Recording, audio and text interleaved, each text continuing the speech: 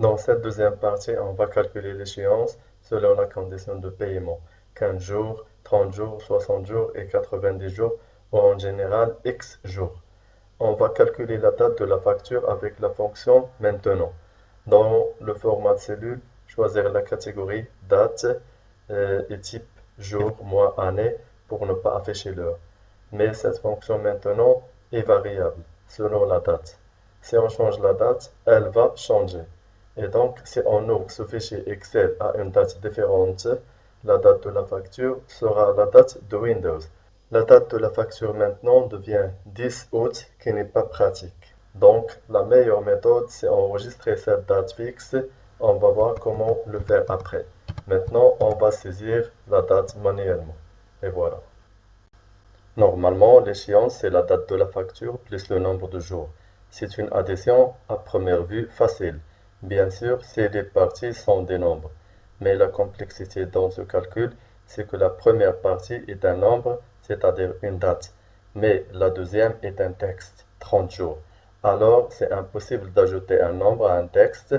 Pour bien vous montrer cette erreur, tout d'abord, ajoutez dans la même facture un champ qui s'appelle condition de paiement, de préférence avant l'échéance, et appliquez la mise en forme des autres champs.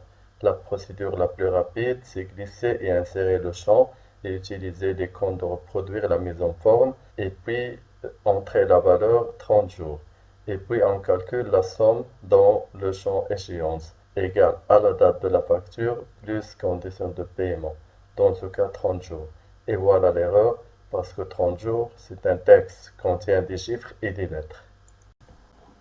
Il y a plusieurs solutions à ce problème.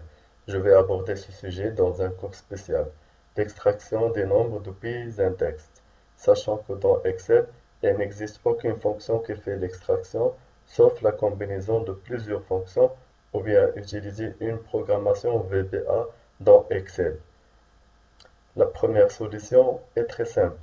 Renommer le champ condition de paiement en ajoutant entre parenthèses jour et entrer la valeur 30, 100 jours.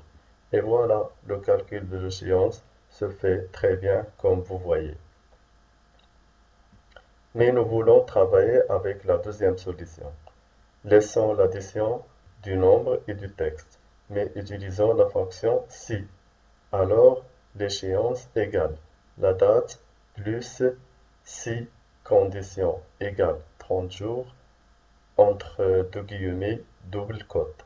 Si elle est vraie, elle prend la valeur 30. Si elle est fausse, elle prend la valeur 0. Fais attention aux espaces et les points-virgules pour que la fonction si se calcule bien. Voilà, 30 jours avec espace n'est pas 30 jours attachés. Et maintenant, pour ne pas se limiter à une seule condition, 30 jours, nous allons imbriquer plusieurs conditions.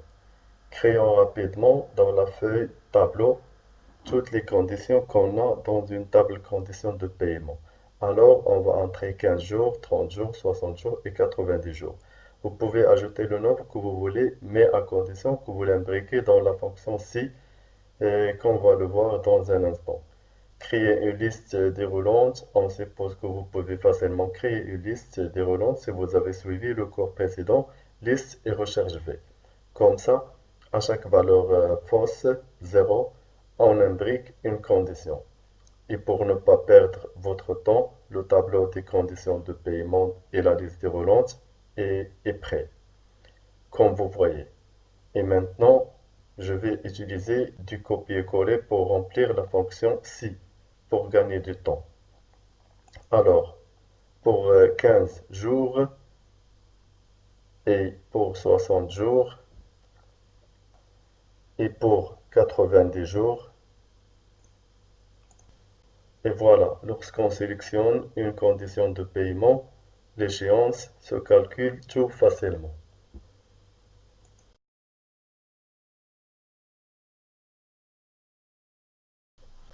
Fais attention dans cette fonction-ci.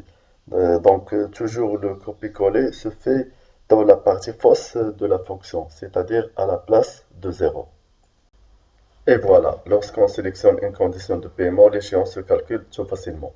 Donc, nous avons réalisé tout simplement le calcul de l'échéance avec une méthode simple et intelligente, sans casser la tête avec l'extraction de nombres dans une cellule texte. Nous verrons dans la suite comment sélectionner la TVA selon l'article. C'est aussi très simple, elle n'aura besoin que moins d'une minute pour le faire. On va ajouter un champ TVA dans la facture. Maintenant, c'est différent. Chaque article a sa propre TVA, avec bien sûr la reproduction de la mise en forme pour gagner du temps.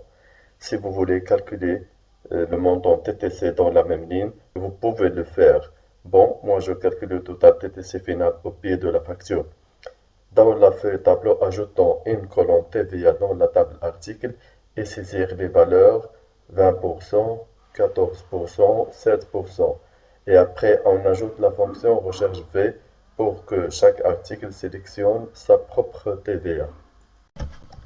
Et après, on ajoute la fonction recherche V pour que chaque article sélectionne sa propre TVA.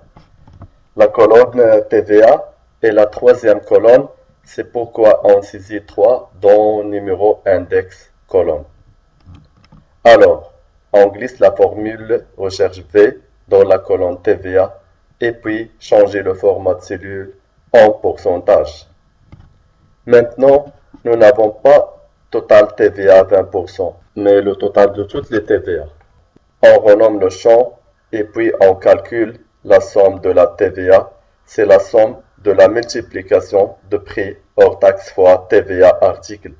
Alors, prix hors taxe fois 20%, la première ligne, plus prix hors taxe fois 14%, la deuxième ligne, plus hors taxe fois 7%, la troisième ligne. Voilà la somme de la TVA.